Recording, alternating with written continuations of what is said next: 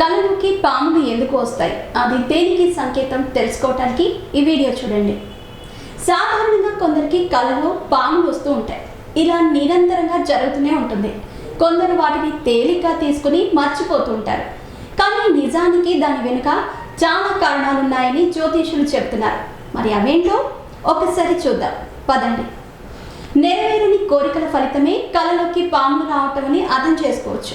అయితే కళలోకి పాములు రావటం చాలా మంచిదని, మేధోశక్తి అధికంగా ఉన్న వారికి మాత్రమే ఇలా స్వప్నంలో పాములు కనిపిస్తాయని అంటున్నారు. మేధోశక్తి అధికంగా ఉన్న వారికి మాత్రమే ఇలా స్వప్నంలో పాములు కనిపిస్తాయని అంటారు. కొందరికి పాములంటే భయం మరియు అసహ్యం కూడా ఉంటుంది. ఈ అసహ్యం వల్ల కూడా తరచూ పాములు కళలోకి వస్తాయని అర్థం. ఎన్నడూ ఊహించని సంఘటన ఎదురైనప్పుడు మనం భయానికి గురి కావటం సహజం. ఈ భయమే పాము రూపంలో కనిపిస్తూ ఉంటుంది. ఒకవేళ కళలో పాము కాటేసి వెళ్ళిపోతే మనకు ఇక జీవితంలో ఎటువంటి సమస్యలు ఉండబోవని అర్థం చేసుకోవచ్చు.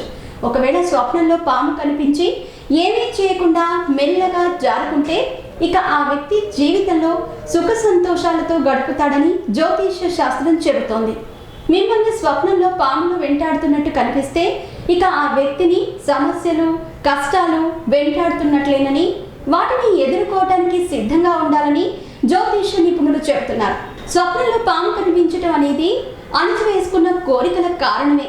అందుకే పాములు కనిపిస్తాయని అర్థం.